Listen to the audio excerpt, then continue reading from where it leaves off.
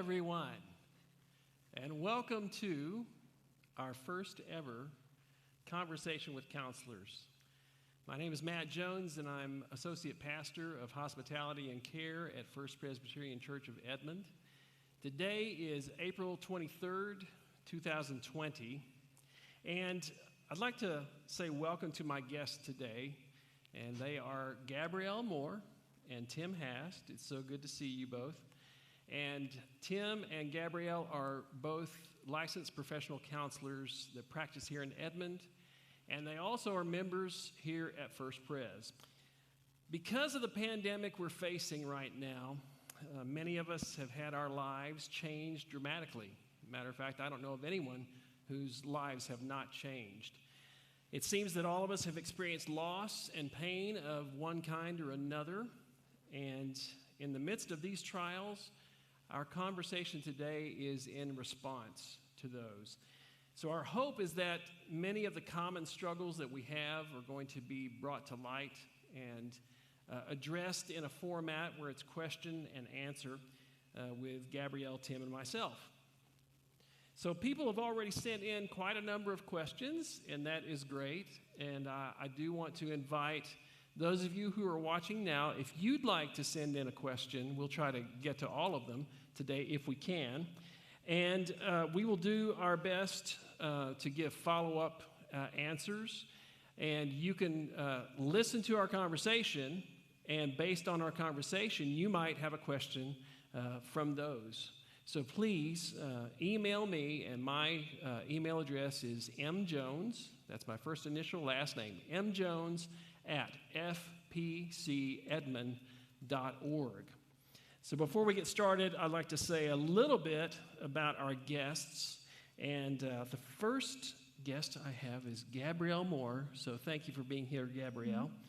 And I have a little bit on your vocation and your education, your practice. So just let me read this. And, Okay. You are an LPC. You practice in Edmond. You graduated with a master's degree in marriage and family therapy from Southern Nazarene University in 2006. And previously, Gabrielle worked as a counselor in a pediatric unit, and it was for rehabilitation. And there she worked with patients dealing with acute medical trauma, such as car or ATV accidents, along with surgery recovery and various genetic diseases and developmental disabilities. And she has also worked in several private clinic settings, a residential facility for residents with severe special needs.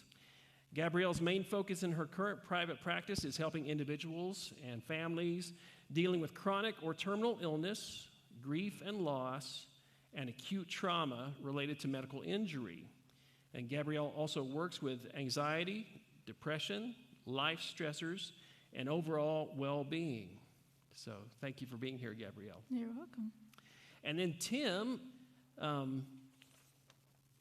is an LPC in private practice with his wife, Ruthie Hast, and they've been in private practice together since 1998. His experience includes working through FEMA with victims of the tornadoes in 1999 and with first responders from the Murrah building bombing. Tim has worked with firefighters and law enforcement officers throughout his career. His experience has contributed to his understanding of trauma and grief. Tim currently provides organizational training, development, and executive coaching for both for-profit and non-for-profit organizations. And he is an authorized partner with Wiley & Sons Publishing Company for both Everything DISC personality assessments and the 5 behaviors of a cohesive team. And he is the author of a book, and it's entitled Powerful Listening, Powerful Influence. Thank you, Tim. Thank you, Matt. For being here. Before we get started with the questions and answers, I wonder, Gabrielle, could you start us off, and could you just tell us a little bit about your family? Sure. I have a son that's 8. His name is Hudson. He's in 2nd grade, or was. And then I have a daughter. Her name is Elsie, and she is 6. And we have a little puppy that for almost a year we tried to get rid of, but he's better now. His name's Winston. Winston? I say we tried to get rid of him. Yeah, he was He was a problem puppy, but he's good now. Oh, okay. You must have worked through with him. I mean, yeah. Yeah. It was a frustration, but yeah. Okay. Well, that's wonderful. Yeah. Wonderful. Thank you. Tim, tell us about your family. Well, we have 2 grown sons, and they're married. We have 2 great daughter-in-laws and 1 grandson. Ruthie and I live alone with our pet doggie, Gwenny, and that's the Hass family. All right. Well, great. Well, there's a lot of questions to get to, and I do want you guys to feel free to expand as much as you want. I think we'll have enough time to get to them. And if we get a lot of emails during this session, I might cut you off. I don't know what kind of sign I would give you, but no, that won't happen. I won't cut you off at all. So this is a question for each one of you. In general, what are you hearing from people? What kind of struggles are people having? And Gabrielle, would you Sure. give us? Yeah, there seems to be kind of a different theme each week when I'm working with my clients about kind of what they're feeling and going through. And there's kind of a collective theme in terms of, at the very beginning, there was kind of some relief that we were going to have some time away from schedules, and maybe this could be relaxing and this could be exciting and fun. And then it immediately turned to anxiety, and everyone was very anxious and very concerned. And then since that kind of heightened anxiety, it's kind of gone more to some depressive symptoms or just feelings of blah or lack of motivation. I've seen that a lot, myself included. And so it's just it's been interesting to watch as the weeks have gone by, kind of how everyone's feeling. Now there's kind of a sense of what does this look like going forward? Lots of anxieties about that. So it's been interesting to kind of see like a general theme. I mean, I've never experienced a time where all of my clients are talking about the same thing. And so that's an interesting experience on my side that I've never noticed. Everyone's truly going through a collective experience where they haven't necessarily done that before in my years of counseling. So, Tim, how about you? So the introverts are having a ball. But the extroverts are hitting the walls. That's poetry there. But I think it depends on the temperament of the person. But I'm hearing a common theme of, I get up in the morning and I intend to do so much, and it just feels like I'm wading through mud. It's like I just don't feel like I'm getting enough done in the day. And so I hear people putting expectations on themselves that are probably unrealistic, and that increases their level of anxiety. There's a theory about grief, and that there are 5 stages of grief. And Gabrielle, it sounds a little bit like we may be collectively going through some of those stages. that's true. What do you think about that? That's very true. There's been a lot of loss that people are talking about, their loss of relationships and friendships that they're used to seeing on a weekly basis or a daily basis. There's a lot of grief occurring. Grief of, some things that they're used to doing in their schedule, like sports or activities, those are not occurring. And the overall just kind of general sense of like, where's the hope? What's next? What do we look forward to? So yeah, I would say there very much is a lot of grief and loss occurring, and each person handling that is very individualized, but collectively it is a general feeling. Mm-hmm. Well, I'll give you your first question, and maybe you both can decide who's going to answer this question first. How about this? We'll just keep it a little bit general, okay? How do we keep from falling into the trap of worry during this very stressful time? The brain can only do 1 or 2 things at a time. This notion of being able to multitask, it is a myth. And probably the first thing I would say is, if you're spending your time worrying, find something to do. Find something to do with your hands. Find something to disrupt the worry process. And as simple as this sounds, getting out and doing something in your yard doing something physical gets the mind redirected in another place.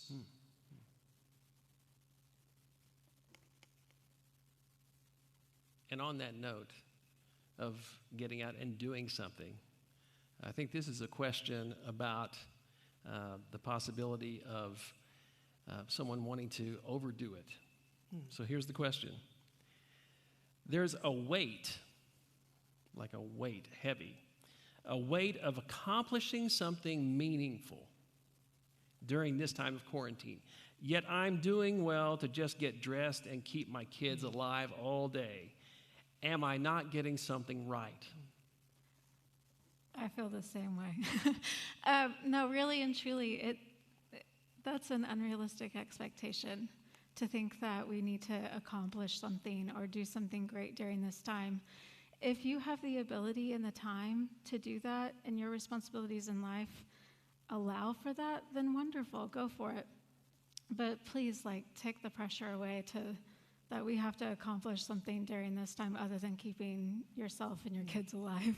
It's a really unrealistic expectation. So we have collectively suffered a great loss, a loss of dreams, a loss of future, a loss of where we thought we were going to go. And when we experience loss, we enter into grief. And when we're grieving, our body slows down. It says, stop and pay attention to this great loss. And I think that when we don't alter our expectations, when we don't reduce our expectations, it just increases our anxiety because we're thinking, I've got to, I should, I must. And yet we sense this loss of energy and we begin to think, am I lazy? What's wrong with me? There's nothing wrong with us. What is right with us is our body is saying, Tim, you're going to slow down and you're going to observe this grief. So cut yourself some slack. I would tell that person, cut yourself some slack. Does that also apply to how we view other people and whether they're doing something meaningful? How would you respond to someone who asked that question? I would definitely cut slack. I mean, each person and each family within their own home is functioning the best they can to whatever that looks like. And that can be very different, even if you have a similar circumstance.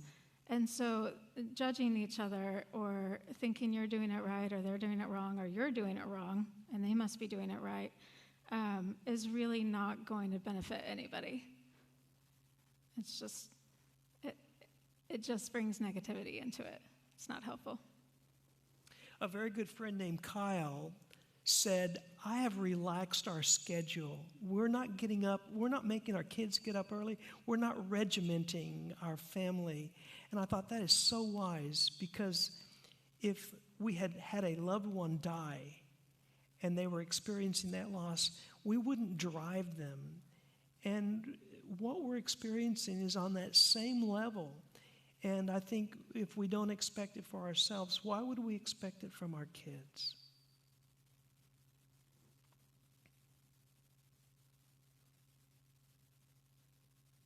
This person writes, my husband and I need a date night, but we feel bad ditching the kids. And they're old enough to stay home by themselves, and so we can go be by ourselves. What advice can you give couples during the quarantine? Go on a date night. You are not ditching your kids. Your children need to see you loving each other. Probably the most comforting thing to them is to see mom and dad connected with each other. So I'm going to get in trouble for saying this. Close the door, light the candles, pour a little wine, and have some alone time. Or go on a picnic. If your kids are old enough to be home by themselves, go on a picnic. You know, grab your bottle of wine and your sandwiches, and I don't care if it's in the backyard or whatever, just have a little time to yourself. Yeah. But That's it's great. a comfort to your children to see Absolutely. you connecting with your spouse. That's wonderful.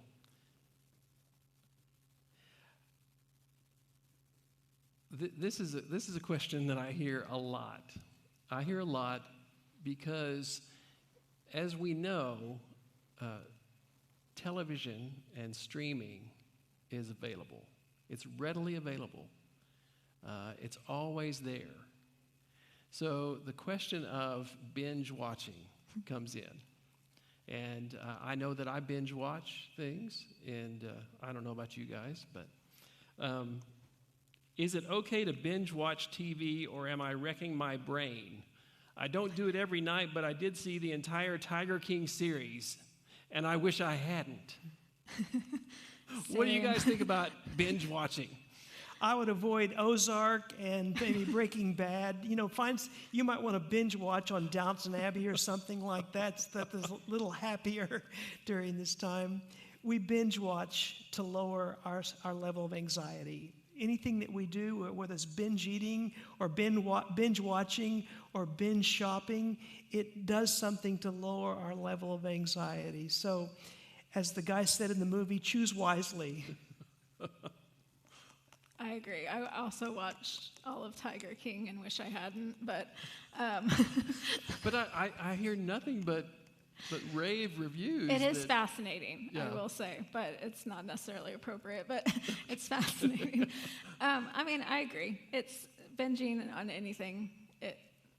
You're trying to fill something. It's trying to make you feel good. Is it okay sometimes? Absolutely. Is it okay all of the time? You probably could find other healthy things to do. But sometimes, absolutely. Yeah. So we should monitor what we're watching as well as monitoring what our kids are watching. Yeah.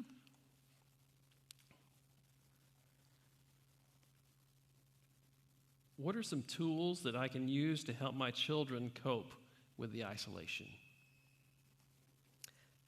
Talk to them and get them and listen to them. What kind of questions, Tim, would you ask your kids? I don't know that I would ask them questions as much as do an activity with them. If they're little, draw with them. Kids will they will cut right to the chase. When you give a child undivided attention and get them to talking, they don't have all the constraints that adults have. We put on airs, we put on layers of protection. But children, if you get them talking and you begin to truly listen to them, they'll go right exactly where they need. They'll talk about exactly what they need to talk about. So I don't know, it's a matter of asking questions as much as it is to just be with them and they'll begin to talk about what's on their mind if you spend time with them. I agree, yeah. Thank you. It's been a long time since mine were little, so I'm leaning on you for this. Well, even 5 minutes of undivided attention to your kid is fulfilling in a lot of ways. It also gives the chance that you're on their level. So if you can just get down and play with them, whatever they're wanting to play with, you're going to find that they're going to open up typically. And if they don't, that's fine too. There's no reason to pressure them to talk about how they feel about it. But if they're coming and they're feeling overwhelmed or they're feeling the loss of their friends or their teachers or even just school in general, go ahead and FaceTime with one of those friends or try to connect with somebody that they can, still talk to and see and over a computer or phone or something. My kids, I know very well, have had numerous Zoom and FaceTime conversations with their friends and with their cousins that live in other states, and it's been very helpful to them to kind of be able to talk about, yeah, I miss school, or no, I don't miss it at all, or whatever it is. So, but really just in terms of you talking with them and being a parent, getting down on their level, doing what they want to do, even for 5-10 minutes, is going to get them to feel comfort and also open up about what's going on if they want to. Mm-hmm. When I was growing up, I had an older sister, and she was about 4 years older, and then I had a younger sister who's about 14 years younger. And even though they differ in ages, the way they expressed themselves and the way that they communicated was different from me. And I'm wondering, is that the difference between some boys and some girls? Is that a trend that you see? In terms of communicating just differently, expressing, and sure. the ways of listening and things like that? Yeah, I mean, there's some commonalities, and at the same time, there's some differences. Okay. In your circumstance, age might have played a big role in how you guys communicated together. But in terms of their way of expressing themselves, there's a lot of personality that goes into that. Mm-hmm. There's a lot of learned behavior that goes into that. It's also the environment and the situation of how people express themselves. But there are differences just between people individually and then gender as well. So that's what I'd say. I don't know, Tim. What do you have? I think you said it all. Oh, all right.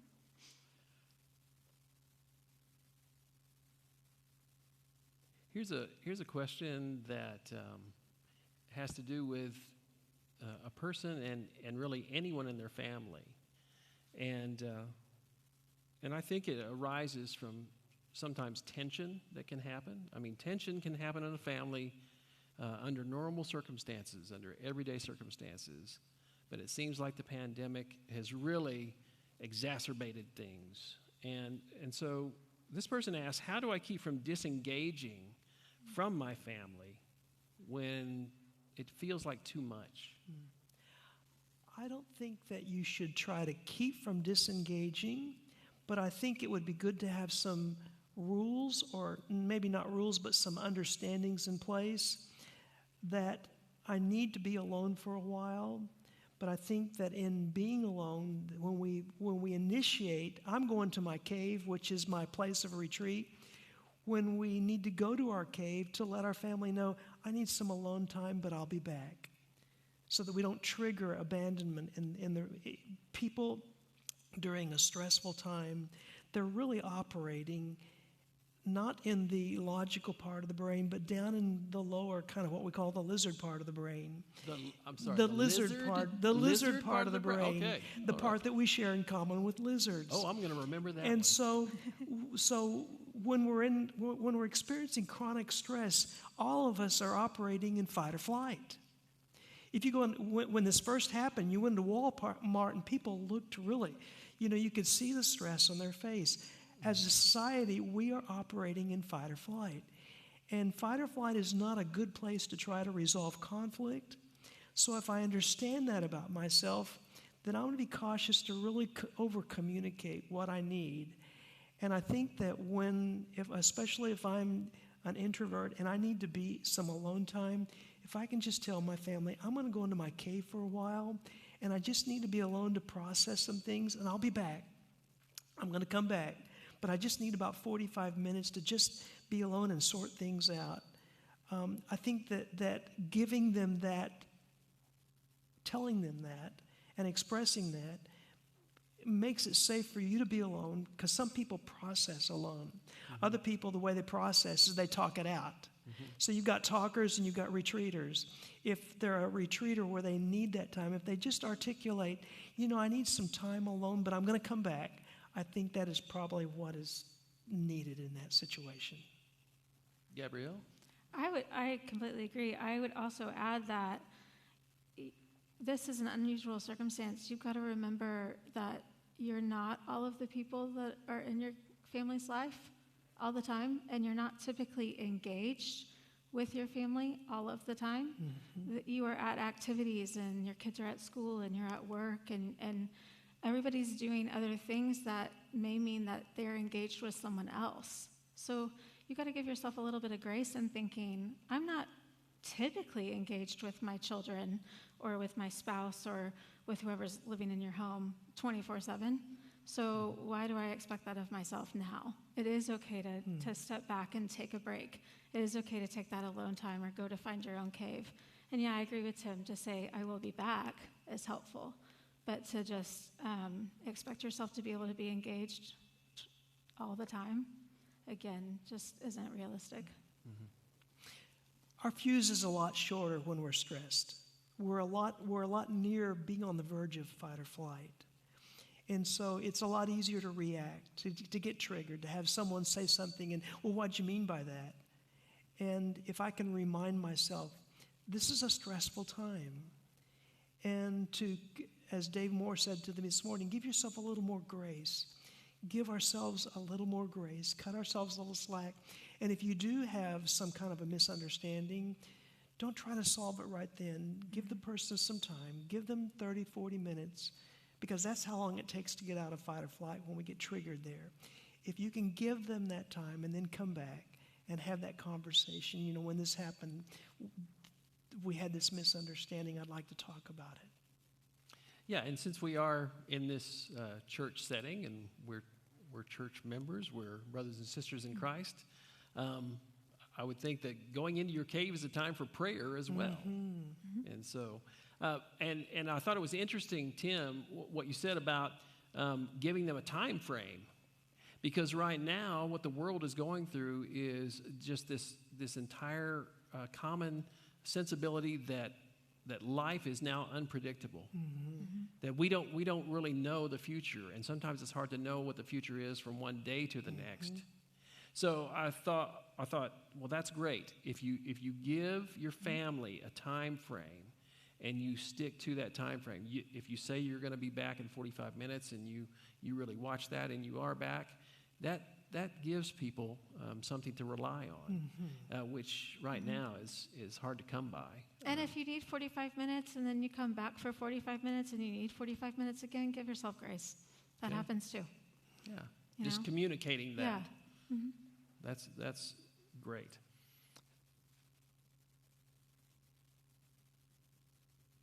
Next question. I have heard that I should not waste this time. And others say, do nothing. Is it okay that I don't want to do either? Yep. I know that's a yes or no question, but can you talk about that a little bit? Because I know I have felt that way. I felt that I feel like I need to be doing something, and yet I'm not. Or I'm doing something, and I feel like I need to stop. And then there are times when I don't know what to do. So have you guys felt that way? I've got to confess, on the 15th of March, whatever that Friday was, I went from being really active in businesses, going in and training, to suddenly, we won't be seeing you for the near future. And I've got to admit that for the first few days, I would get up and I would sit in my robe and probably worry more than I should have. But I'm just being blunt, honest with you. And I'm supposed to know all this stuff because of our LPC, right? And yet here I was experiencing. And I finally had to say, I'm going to get up. I'm going to put my clothes on. I want to begin to find some routines that provide some stability for me. But in doing that, I've still had to make sure that I don't over-program. I don't make expectations that are so big that at the end of the day I think, man, I didn't get a thing done. And I have to be satisfied with smaller goals and feel good about smaller accomplishments. Because again, we're grieving. And when we're grieving, life slows down. I really think it depends on, too, like, what is your situation? And each person that's going to be very different for.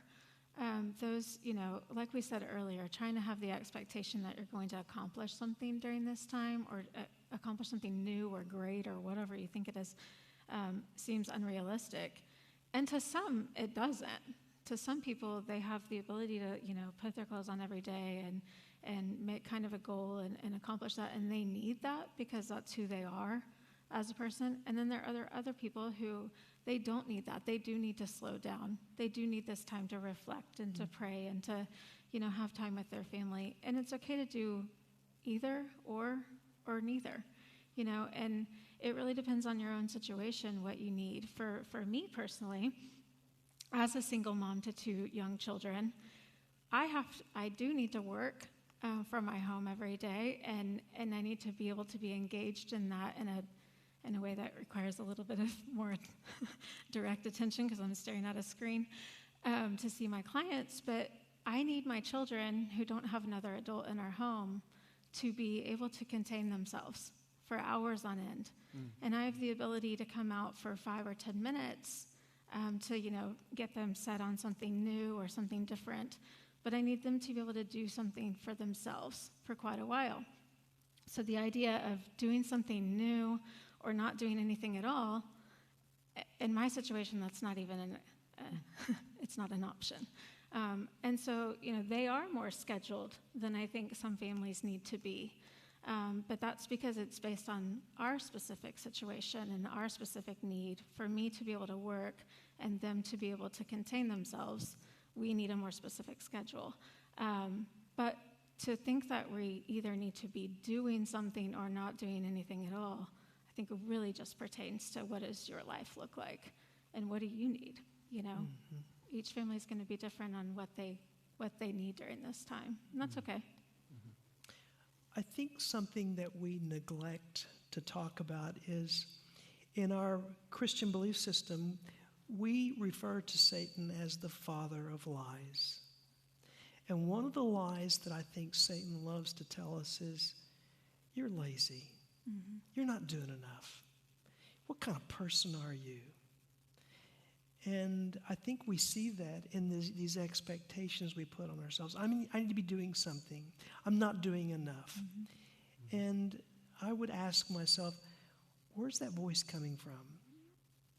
Is that my voice, or is that the evil one trying to continually challenge my faith? I heard a quote from a pastor in Texas, and his name is Matt Chandler. And he said, God is awesome. You don't need to be awesome. Mm-hmm. God just wants you to be obedient. Mm-hmm. And I think that really applies here. Mm-hmm. That during this time, and I know I have felt this way, that I have wanted to be in a time of crisis, I wanted to be awesome. Mm-hmm. I want to be the coolest person and the person who can get things done and who can impact the word. The hero. Yes. So that little hero complex always rears its ugly head in a time of crisis for me. So I thought that was great, what you guys said, and then just that quote comes back to me. Yeah. God is awesome, so we don't have to be awesome. Mm-hmm. About 2 weeks ago, I found myself completely overwhelmed with all of the things needing to be done and all of the things I felt I needed to be. And then I realized we have so many people in our lives that fulfill so many roles for the three of us in my house. And that's not only their teacher at school, but their librarian and their PE teacher and the music teacher and my son's guitar teacher and the ballet teacher and the soccer coach and the church leaders, the small, those Wednesday night small group that my kids are in, like each of those leaders, along with all of my friends and all of our family that kind of helps and steps in and helps us do life together. And I realized for the last several weeks, I've been trying to be all of them. Mm. Oh, yeah. And I was like, this is impossible. It's impossible to be 100% at my job at times. It's impossible to be 100% at being a mom at times. How in the world do I think I can go into this trying to be the teacher, the counselor, the mom, the coach, the every single thing that we all are in all of our lives, and I can't be awesome all of the time. And that's okay. It was this realization of, I got to let this go. If we get stuff done, we get it done. If we don't, good for us. Maybe we were on the trampoline instead. And, we're not superheroes. No one is. And we've got to remember that. Like, you got to hand that over to God and say, I can't do this all by myself. There's a reason I don't do this by myself every day of the year. Why do I expect that of myself during this quarantine? That's impossible. So. Yeah. But the ironic thing is that all this started because two people said, we can be just like God. Mm-hmm. We can be just like God. Who were those people, Tim? Adam and Eve. Adam and Eve in the Garden of Eden. Can't do it all. Here's a question that pertains to what you were saying about all the activities that the kids have. My daughter has lost interest in her ballet classes because they're all done on Zoom now. Is it okay to let her quit, or do we persist even though it's nothing like it's supposed to be? I mean, I struggle with the same question. Okay. We've had weeks where my daughter's very interested in doing her dance classes online, and then we've had weeks where she and I just argue about it, which is not productive for anyone. And then this last week, I was like, forget it. You want to do it? Let's do it. If you don't, cool. I do it with her just to help, kind of like keep her doing it. But she did it entirely on the couch. She did all of her dance moves on the couch. She twirled. I was terrified she was going to break something. But like all of her, twirls and dance moves, just if it works, it works. If it doesn't matter. I'd rather turn on, Go Noodle or some fun dance song or any kind of music and just have a dance party if the dance class online isn't working. Just have some fun, move around. But no, it's not working half the time. I needed to hear that because I'm taking guitar, and my guitar teacher wanted to have a Zoom lesson, and it just didn't work for me. We did it, but I thought, I'm just going to wait till we're all better and we can do this in person. So I'm glad to hear that. Yeah. Thank you. I needed that. I'll pay you for your fee.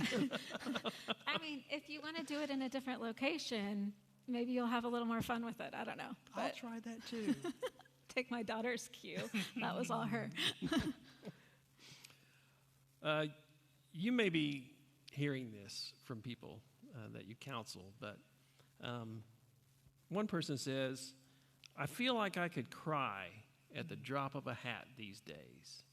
What's going on? I think it's back to grief. I agree. And it will seize us at the most unexpected times. So if you find yourself on the verge of tears, again, cut yourself some slack, give yourself some grace. You're grieving. And let those tears flow? Yes, and let them flow. Mm-hmm. We have a tendency in life to not want to feel. We try to avoid them. We don't like them. We don't like to cry. We don't like to be upset. If anything is not happy, we're not okay with it. And I have felt this pressure from society for years of like the pursuit of happiness. I know that's a movie, but you know what I mean. That life should be about achieving happiness. And I've really always had a problem with that because I find that it's just a feeling. Happiness is just a feeling. It's just as important as every other feeling that you have. And if you don't allow yourself to have those other feelings, you don't really even know what true happiness means. Because if you haven't really felt that low feeling, you can't really truly experience the opposite of that. And so having those range of emotions is very important. And being able to let yourself feel, especially during this time of grief and loss, is so important to actually let yourself cry. If you're down, then go ahead, let it out. If you're angry, that's okay. Let's react to that in a healthy way, but you still need to feel it. So all of the range of emotions right now, I think, are very heightened. I often call the holidays a highlighter because it's one of those times in the year that all the great things in your life are very obvious and all the really not great things in your life are very obvious. I don't know what you're talking about with regard to, was that like Christmas time? Yeah, like holidays. No, I really do know what you're talking about. It's like, Matt, really? I do. I know exactly what you're talking about. And so during this time, I feel is even tenfold what it is like in the holidays. Because if you are, if your family system is very solid and very healthy, then that seems to be going well. If you live in a family system where your own individual life is there's isolation, there's loneliness, there's loss already, you're already experiencing grief from other events in your life, that is heightened to such an extreme right now. And if you feel like crying at the drop of a hat, by all means, let those emotions out. This is a great time to actually have the chance to process emotions, where often in life we are running from so many things, not only from feelings, but running in terms of schedules of life, that you don't really have the time to process what you're really feeling. This is a great time to do that. So just let it out. what she said. I agree. There is a psychiatric hospital in Dallas, Texas, and they treat people who have undergone terrible, terrible trauma. And their motto is, we want to help you feel your feelings and be safe. We don't give ourselves permission to feel. And the not giving ourselves permission to feel is the thing that leads to mental illness. You want to be mentally healthy, allow yourself to feel.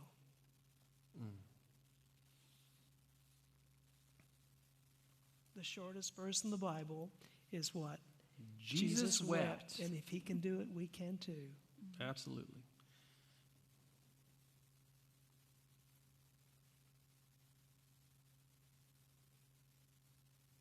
I think you may have already answered this, but this question brings in a lot of what you were saying about your own kids and how you are now feeling like you need to take up all those things that other people helped you with. And this question is, children have lost connections with friends, teachers, and the community. They've had to adapt so quickly to the loss of soccer seasons, dance recitals, school programs, etc. So what kind of suggestions, what kind of tools do you have to help children walk through this season of constant change and loss? It's like dealing with grief with children in general, and it is a ever-changing, constantly changing kind of roller coaster with kids on how they feel emotions anyway. They don't have the ability to express them the same way that we do, and so helping them to even identify them and label them is helpful. Mm-hmm. So if you're finding that they're acting out in ways that you haven't seen before, or they're, being aggressive with their sibling, or they're just more whiny or grumpy, occurs in our house. Cranky. Right. Try to kind of help them label what that feeling is, and then, they may not be able to come up with that all on their own. You might help them, and then they may not be able to attribute that emotion to what's occurring in their life, but if you can kind of help them maybe connect those pieces, and then think through, what could you do about that? If it is that they miss their friends, is there a way you can connect with them? Mm-hmm. Is it that they miss their teacher? I know lots of teachers who would love for your kid to reach out if that's what they need. It's one of those times where, you have to help a kid express their emotions in the way that they need, and each kid developmentally is going to be different based on where they're at. So if that for a younger kid is that you do some painting, or you do art, or you play with toys, and while they're playing with toys, they're crashing things and using aggression to kind of express some of those feelings, that's fine. Help them to kind of then learn to label that and give it a name, and then you can help them be like, well, why would they maybe be feeling that way? Or even their dolls or characters acting out feelings, you can help kind of play that role with them. And then if it is that they're feeling loss and grief over these situations in their life, then maybe see if you can reach out and connect with somebody that they do that with, and see if that helps. So, Great. Author Brené Brown has a simple statement. She says, your feelings are okay, this behavior is not. She really emphasizes separating the emotion from the reaction, that it's okay to feel frustrated. It's not okay to hit your brother with a truck. It's not okay. And this is not just children, adults in business.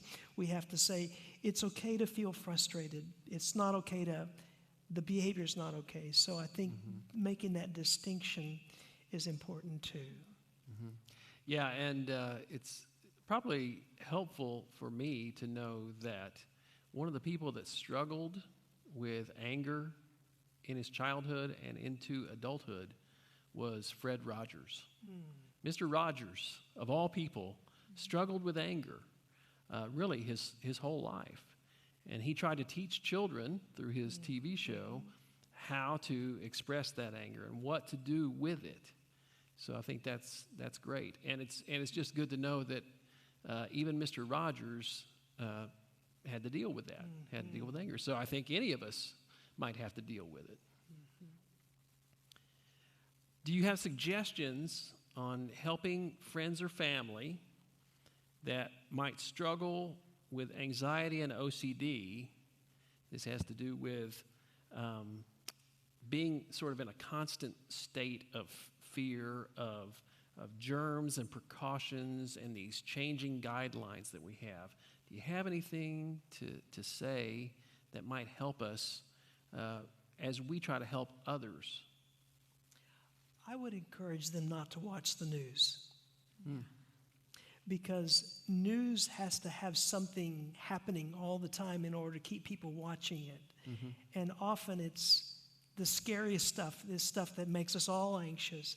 And as simple as this is, I would just say, limit your news. Once a day, we have the one whose name will not be mentioned, Alexa, and I'll say, Alexa, tell me the news. And I try to limit that to once a day, and not get pulled into, when something terrible happens, we turn on cable news and it's on all the time. And that's not healthy. That is not healthy. I agree. Yeah. I can't turn on the news. I don't ever watch the news anyway. During this time, it just seems like not a great idea. It does increase anxiety. They are looking for the story. They are looking for you to just keep watching. But somebody who truly struggles with anxiety and OCD on a regular basis, whatever they're doing prior to this to help cope and use their coping skills or their support system, I would encourage them to try to still do that. To continue to reach out if they have a counselor, to talk to that counselor. I'm sure they can do telehealth. And so have them reach out like they normally do. What are their normal coping skills for that? What are things that they look to or go to in order to help in general? And then how do you implement that during this time is what I would suggest. And if you have a friend that struggles with anxiety, give yourself permission to listen to them in a way that you're not trying to fix them, that you're not trying to give us you should try this, or I just gave you some, don't listen to the news. I would do that for myself, but if I have an anxious friend, what they need more than anything else probably is someone just to hear them, for them to be able to say out loud, I'm terrified.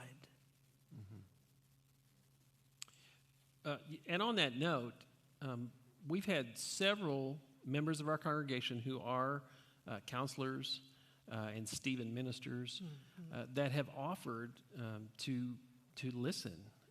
And so I would encourage our viewing audience that if you or someone has need, to just simply speak to someone and have a listening ear. If you'll contact me by email, my email address, which we'll put up on the screen either now or a little bit later, then we can connect you with those people. We have so many people who want to help right now, and I do think a listening ear is what people might need the most in all of this. Here's a more positive question for us. We'll break it up a little bit.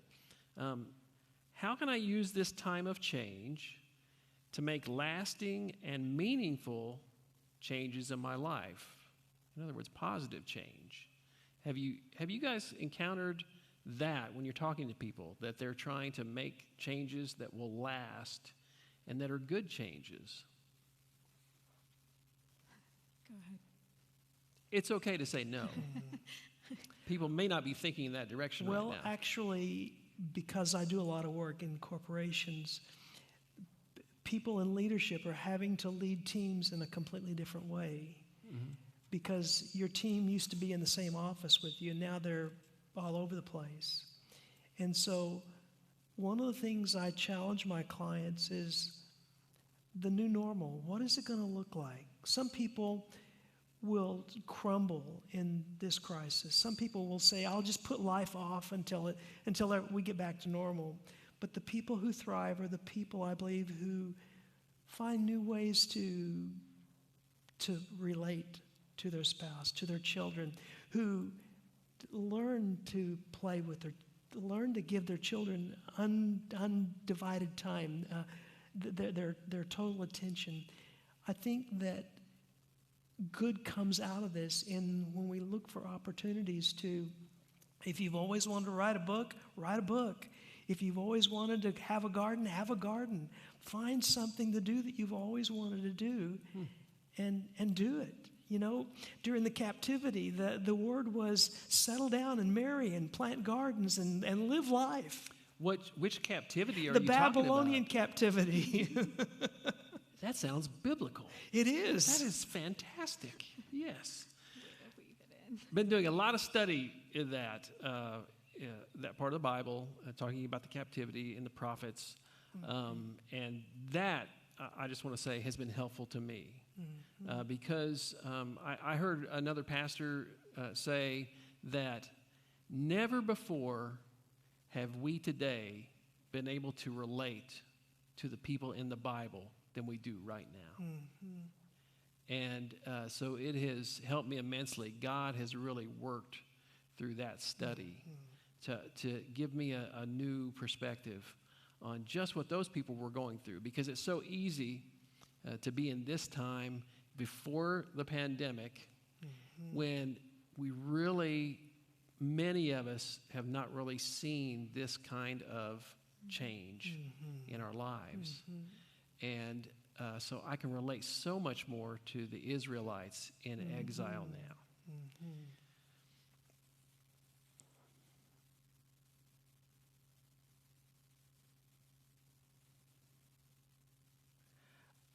I think you answered this by saying don't watch the news, Tim. But I wonder if we can think of something more than that even. How would you encourage someone who struggles with worst case scenario thoughts? How would you counsel someone or coach someone in that? I think a lot of times and this relates to the previous question, like, you got to find something positive. And even if you're a worst case scenario type person, that being a pessimist is just who you are, there's still a lot to be said for finding the positive. So with my clients, a lot of times, I want to know what's good in your life. Yes, in counseling, the majority of time, you're talking about what are the struggles that you're facing. It's the stuff you don't necessarily talk to every single person you encounter with, right? But at the same time, I always make it a point, like, what's going well? What's going good? Because even the most worst case scenario type person can find some kind of silver lining. There's always something positive that you can figure out and find. And right now during this, when there is so much anxiety, there is so much loss, there is so much potential worst case, like, what is the good thing?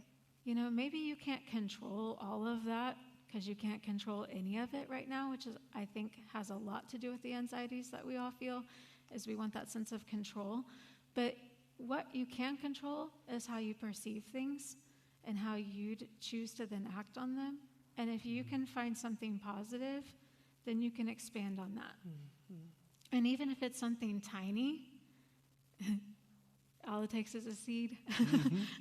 Even if it's something tiny, that can grow into something bigger. So that's what I would say is there's always the worst case, but it doesn't have to be the only case. On my resume, on my title, I need Tim Hest, LPC, Professional Warrior, because I'm really good at it. I've had a lot of years to practice. And the thing I'm realizing at this stage of my life is so many of the things that I've worried about over the years never happened. And I read the Bible on a Kindle app on my phone, and I've been making notes. If you hover over a word, a little notepad will pop up. And so I've been making notes and dating them, like 2017. And the most wonderful thing has happened in the last year. As I'm reading along in a passage that I made a note a year ago, I'll look on the note, and I will have worried about something, and I realize I can't even remember what it was that I was worried about. And it's like, Tim, This is God speaking. Tim, all those things you worry about, they never happen. So if I could tell that person that without it sounding like I'm trying to fix them, if I could share my experience, it would be, God's got it covered. God's got it covered. One thing cool that happened just yesterday is that my small group that meets here at church, one of the members made a Marco Polo, which is a video app thing, to all of us. And the reason why they did that was because they read in their journal what our prayer requests were from a year ago. And she read through these prayer requests and wanted to know an update on all of them. And it was a very cool way, just like you're talking about, of reading through these passages and dating them. It was a cool way to look back and say, wow, God really did wonderful things with some of these prayer requests. And look where we all are now. And yeah, we all have our worries today, but to see that God really did make those circumstances change and different and work through things that we didn't really always see a way that could happen. So it's cool. Such a blessing. Yeah. Such a blessing. God can work through our own writing in that way. So shout out Blair. Good job. Okay. Shout out to Blair. That's great. Well, we're coming to the end of our time, but and I do think that journaling that can also help those lasting changes that we hope for, that we hope we can be making in our life. We can refer back to how we journaled and what our desires towards pleasing God and glorifying God, but having this change in our lives that is really going to enhance this new life in Christ that we all have as believers, and how Jesus can just use that. Well, this has been wonderful. I do want to leave us with some scripture, because some of the questions that I received, I'm just going to sort of combine them, but people are asking, what do I do for my spiritual life? And the Bible will teach you all kinds of things, so I want to direct everybody to just a couple of passages. And these passages are really talking about how we can get up in the morning and we can practice these things. And that's how we can glorify God. So this first is from Colossians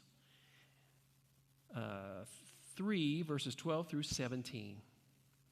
Since God chose you to be holy people he loves, you must clothe yourselves with tender-hearted mercy, kindness, humility, gentleness, and patience. Make allowance for each other's faults and forgive anyone who offends you. Remember, the Lord forgave you, so you must forgive others. Above all, clothe yourselves with love, which binds us all together in perfect harmony. And let the peace that comes from Christ rule in your hearts. For as members of one body, you are called to live in peace. And this is the last one, the last line of that verse. And always be thankful.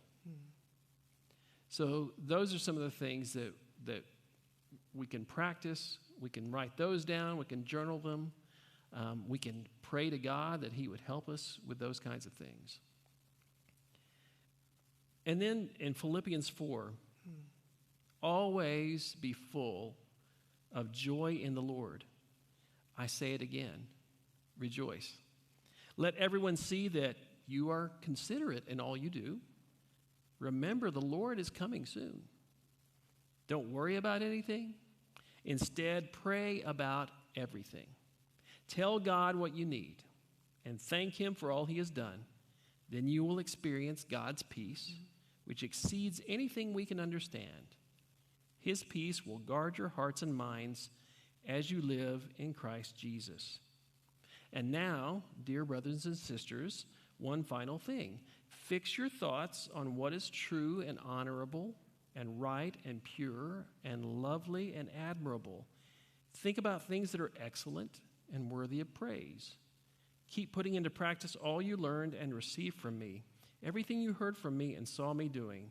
then the God of peace will be with you, written by the Apostle Paul. Well, I certainly have enjoyed our time together. Gabrielle and Tim, thank you so much. And we just pray that this has been very helpful for you too. And remember, if you have a prayer request or if you'd like to speak to someone and just have a listening ear, please give me an email and we will get you connected. Everyone, stay safe and be blessed in the Lord this day and always. Amen.